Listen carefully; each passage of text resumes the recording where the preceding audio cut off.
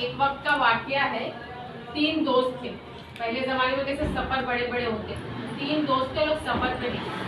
जब सफर पे निकले तो अचानक आंधी तूफान आ गया। अब आंधी तूफान आ गए तो उन लोग क्या करें कि एक गार होती है, पहले पहाड़ की खो वगैरह होती है, उसमें जाके उन लोग रुक गए, छुप गए।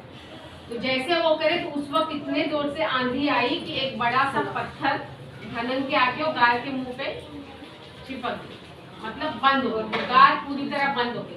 अब किसी में ताकत है कि इतना बड़ा पत्थर हटा सके? नहीं हटा सकते ना। अब वो लोग बोल दिए आप तो हमारी मौत। अल्लाह से दुआ करने लगी कि किसी भी तरह हम लोग कैसे इसमें से निकल सकते हैं। तो अल्लाह की मदद किन लोगों को पहुंचती है ना, इसलिए मुझे तुम लोगों को बातें बताना। तो उन्होंने ये कहा कि अल्लाह ना ऐसी नेकी को पसंद करता है जो खालिस अल्लाह के लिए की गई, मतलब अल्लाह के खौफ से की गई। उन्होंने ये किया कि सबसे पहला जो आदमी था, 3 दोस्त थे, पहले ने ये कहा कि मेरे पास जब भी कमाल, पहले के जमाने में इतना तो रहता नहीं था, घर में सब चीज भरी हो।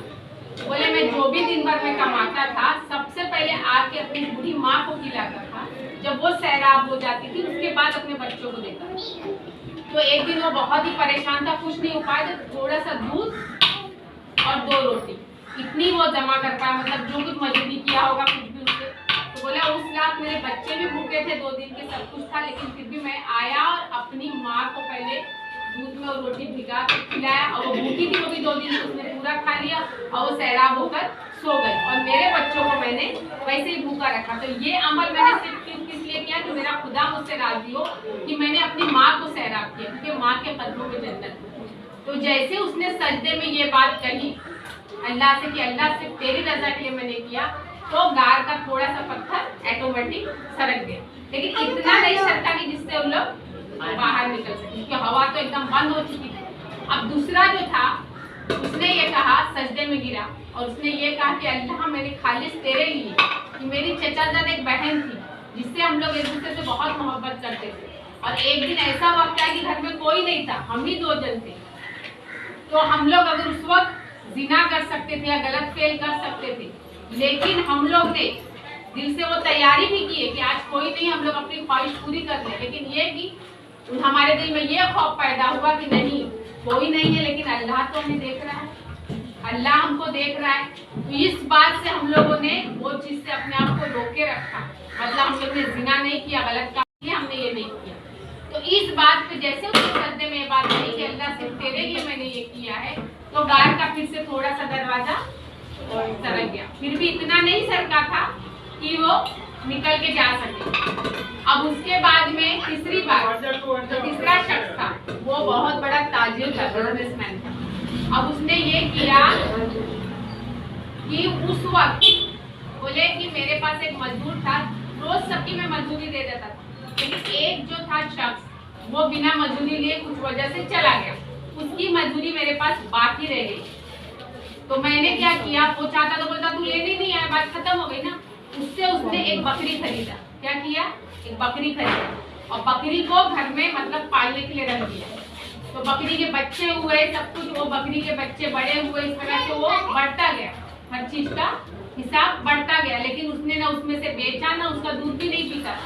मतलब जो बकरी के बच्चे होते थे, बकरी के बच्चे ही दूध भी पीते थे, इस तरह बकरी के बच्चे बड़े होते थे। तो उसके बाद दुनिया का झुंड हो गया। काफी सालों बाद जब वो मजदूर वापस आया तो किसी तकलीफ की वजह से बोले आपके पास एक बार मैंने मजदूरी की थी और मैंने अपनी मजदूरी ली नहीं थी, तो मेरी वो मजदूरी कहाँ है? तो चाहता तो दूसरा होता तो ये बोल सकता था ना कि मैं कौन सी मजदूरी, इतने साल में आ रहे हो, काय की मजदूरी? तो उन्होंने कहा कि तुम्हारी मजदूरी आओ तुमको दिखाता हूँ। तो मजदूर को ले गया, और जो पूरे बकरी का जो झुंड था, भेड़ का जितना, वो सारी बोले ये तुम्हारी मजदूरी।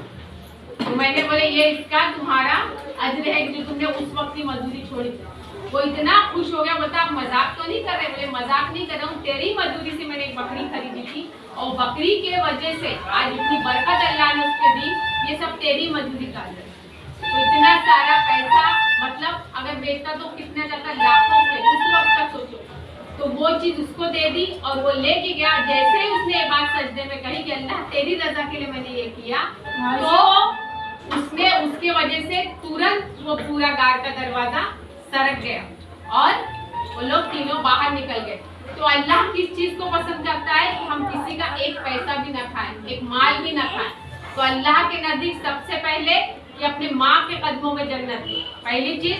दूसरी चीज कि जिना हराम है, जो अल्लाह का खौफ जिसके दिल में रहेगा अल्लाह उससे हमेशा राजी रहेगा। तीसरी चीज जो किसी यतीम का बेवा का माल नहीं खाएगा, किसी का हक नहीं खाएगा। तो ऐसे लोगों को, ऐसे मुसलमानों को, मोमिनों को अल्लाह पसंद करता है। तो हमें ये चीज कोशिश करनी है। तो उसकी 1 सेकंड में जान चली जाती है, 1 सेकंड में वो खत्म हो जाता है। तो अल्लाह अगर दिल में चाहे जिंदगी बख्शना चाहे उसमें कोई नहीं।